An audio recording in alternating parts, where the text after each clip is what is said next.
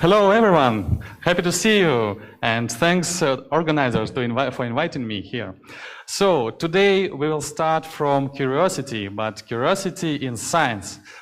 So why in science? Because I'm a professor, I'm a scientist, and today I will try to convince you why curiosity in science is one of the most important things. So let's start from one of the greatest minds in the world, so Albert Einstein, so German scientist. And he was shy, of course, as a great man, but he implied that all his achievements have been done because of not of his special talents, but because of his really passionate curiosity. So he was a very curious person, and so that's why. We can say, okay, this is a critical thing, but what is curiosity? So curiosity actually is this very natural thing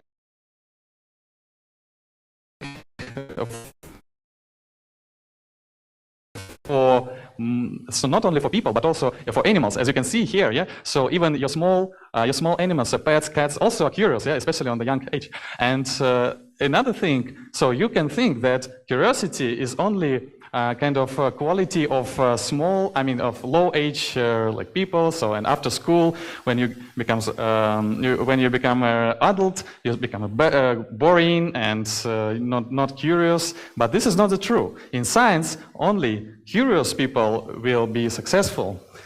And one of the first example, what we know. So do you know who is Isaac Newton? Yeah, I think in physics, yeah, you should know. Yeah, so this is an English scientist, and he was really one of the greatest minds at that time.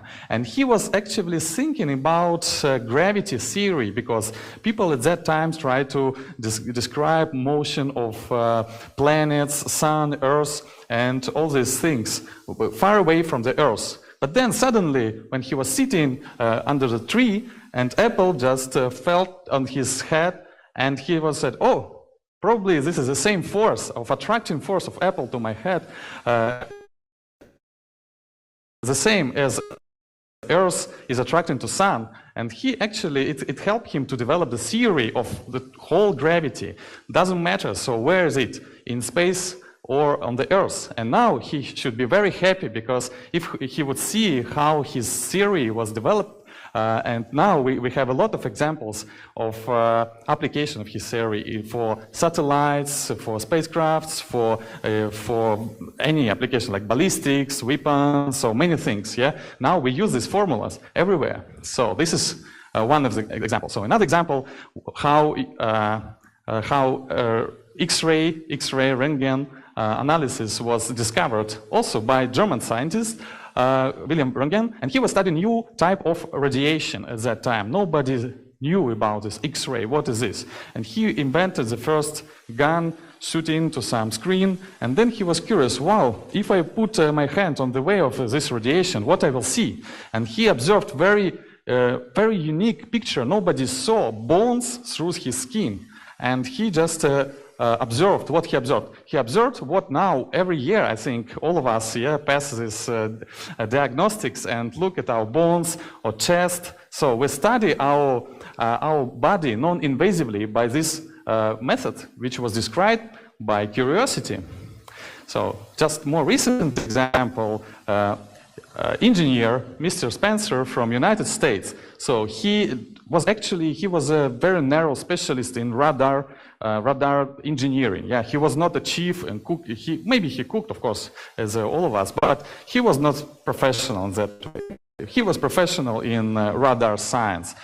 And he just was curious why chocolate in my pocket was molten when I was close to some powerful radar. Yeah. And he just started to think, explore this effect, stay closer, faster. It was the process was faster, and I would say it's even dangerous, yeah, to stay around such things. But he was curious and very motivated, and that's why he actually eventually understood that this application of microwave source of microwave radiation can be used for heating different objects, and especially it's very useful for cooking. cooking, of course, yeah. And now in all our houses we have this with this device, which was created by curiosity again. And a very recent example of other scientists, Russian scientists from UK. So they studied, they're material scientists, and they studied, on one hand, very standard material. It's not new, it's graphite.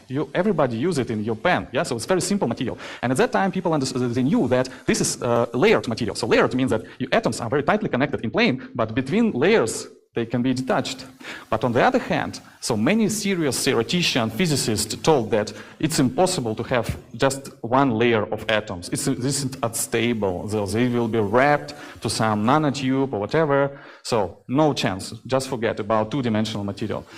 But on the other hand, so Novoselov, he was a PhD student of game, so he tried to work with very thin graphite layers, and then he just used a scotch tape just to clean graphite, start to clean it, and at some moment when he looked at the microscope, he just observed that why they are so thin. You see in microscope, it's very thin layers. So, and then they start to think, oh man, we can probably use it somehow. Of course you can, yeah. And then they got immediately, just in 5 years, they had a Nobel Prize for their discovery. Why? Because such a flat and very thin layers, atomic thin layers of graphite, they were very, very unique. On one hand, it's one of the strongest materials reported so far. So it's very strong mechanically. So it has very outstanding electrical conductivity. So, and it's very thin. So that's why we can integrate it easily to any substrate. It can be flexible substrate. You have something very thin and strong. So, and now new era of two-dimensional materials appeared after this invention. So, and we can use them for flexible electronics, for flexible touch screen. In the future, I believe all of us will have flexible smartphones, flexible screens. Everything will be flexible. Electronics should be flexible. It should be comfortable for usage for all of us. And that's why, so this is one of the recent examples, yes, of curiosity in science, how curiosity can be successfully implemented for new inventions. And to summarize my talk, so I can say that it's important to be curious, it's important to be passionate, it's important to be inspired by your curiosity. And this is one of the strongest way to be motivated, to be self-motivated.